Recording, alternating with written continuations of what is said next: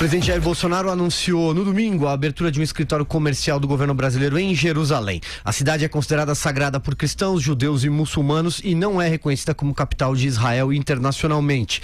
A abertura do escritório é uma tentativa diplomática de minimizar o atrito com países árabes, que começou após o presidente ter manifestado publicamente a intenção de transferir a embaixada de Tel Aviv para Jerusalém. Ainda sem decidir sobre a mudança, Bolsonaro afirmou hoje, segunda-feira, que bem antes do final do seu mandato tomará a decisão se vai transferir ou não a embaixada. O presidente argumentou que não quer ofender ninguém com a decisão, mas que sua autonomia deve ser respeitada. Eu começo com você, Vera Magalhães. Claro que não é uma questão de autonomia. O Brasil tem autonomia para definir onde será a sua embaixada, mas o mundo da diplomacia internacional, nesse mundo você tem ações e você sofre consequências dessas ações.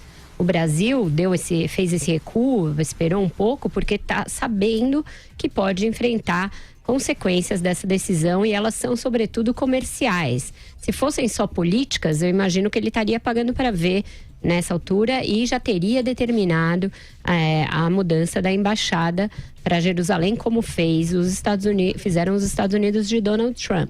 Não o fez até agora porque tem resistências sérias da ala militar do governo e também no Ministério da Agricultura, que tem sido muito vocal em dizer para o governo não fazer isso, porque terá consequências para a nossa pauta de exportações. Os países árabes são grandes consumidores de proteína animal, sobretudo de frango, e isso poderia fazer com que a retaliação viesse no corte de importações nesses países da carne brasileira. Então, o recuo se deve principalmente a questões econômicas.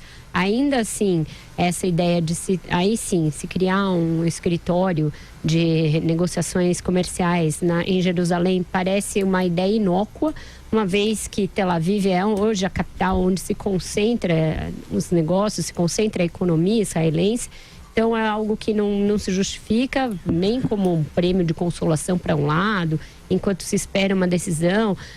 Melhor seria que o Brasil tivesse dito que está ainda estudando o caso, deixado para decidir lá na frente. O melhor será não fazer nada, manter a embaixada brasileira em Tel Aviv, como é a da maioria dos países ocidentais.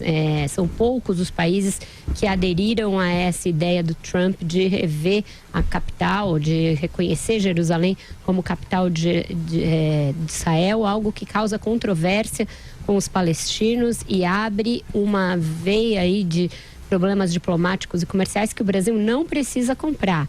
Não precisa fazer isso para dizer que quer ter boas relações com Israel, que quer ter uma troca científica com Israel, tecnológica, que quer ampliar os negócios de compra e venda de produtos, a nossa pauta de exportações e de importações com Israel. Não precisa desse gesto.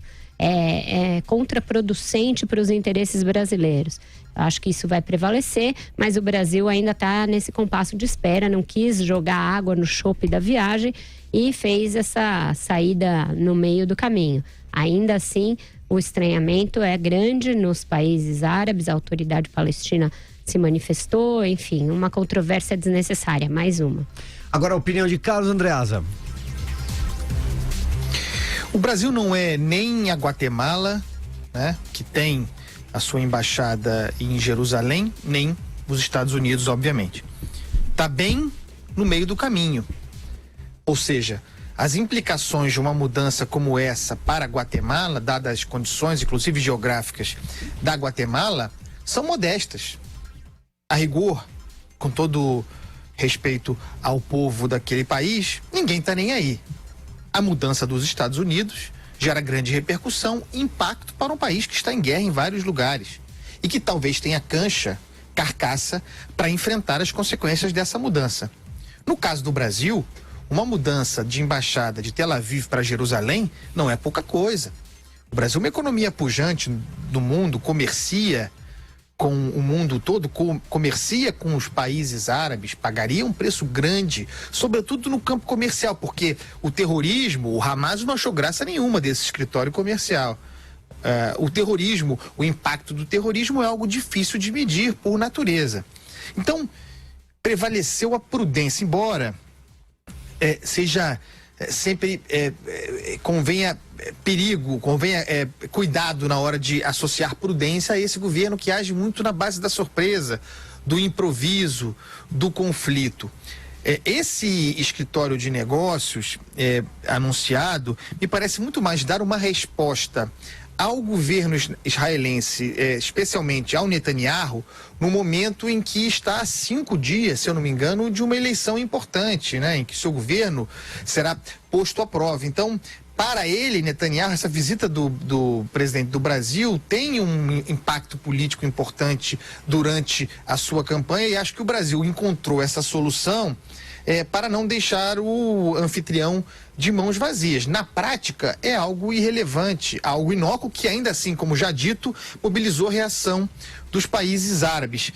Por outro lado, é bom lembrar que a transferência de capital de Tel Aviv para Jerusalém é promessa de campanha de Jair Bolsonaro e que ele tem sido até aqui muito coerente, para o bem ou para o mal, cada um vai fazer a sua avaliação, no cumprimento do que prometeu. Ou seja, não foi agora, mas ele disse desde Israel, que o fará até o final do seu mandato, do seu primeiro mandato, caso dispute reeleição em 2022. Então, esse problema continua contratado na agenda, a não ser que o presidente queira descumprir uma promessa de campanha.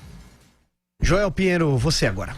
Pois é, Bolsonaro inicialmente com toda aquela fanfarra, dizer que não, agora mudou tudo, vai ter embaixada em Jerusalém, porque afinal de contas a gente está alinhado com Israel e não com os malvados dos árabes. Tem até elementos ligados aí à campanha do Bolsonaro e ao movimento dele que chegavam aqui no Brasil a proliferar um sentimento anti-muçulmano, até uma coisa bem forte ali.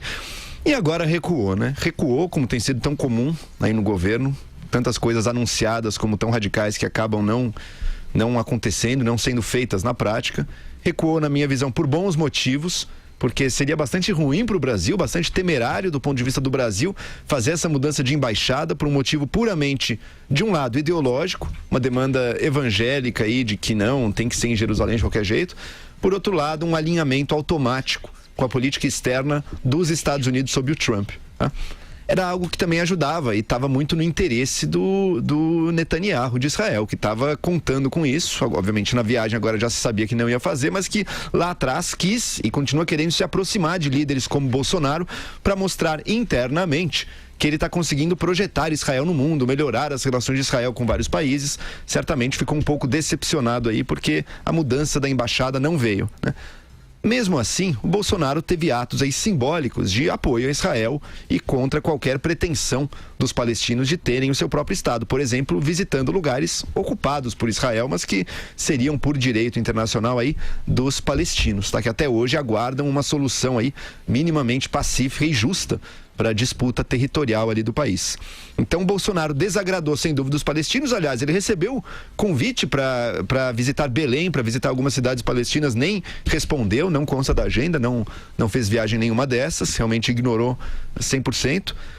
Decepcionou um pouco o Netanyahu e a direita linha dura de Israel, que aliás vai ter eleições, hein? Então, dia 9 de abril aí, tá bastante acirradas aí as pesquisas de opinião. Talvez até o governo mude de mãos ali em Israel.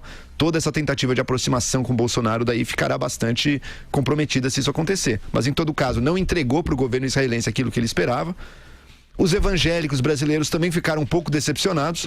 Vídeo Marco Feliciano cobrando em redes sociais a mudança da embaixada, dizendo que era isso que os evangélicos esperavam e tudo, e que não está acontecendo. Ou seja, decepcionou também uma parte importante aí pelo menos algumas lideranças do eleitorado evangélico que, por motivos ideológicos e religiosos, acreditam que essa é uma mudança importante. E devemos dizer que não trouxe grandes vitórias com isso também não, né? Evitou perdas maiores, evitou perdas que seria esse tapa na cara de muitos países árabes com quem temos boas relações e que não temos motivo nenhum para comprar briga. Então evitou-se isso.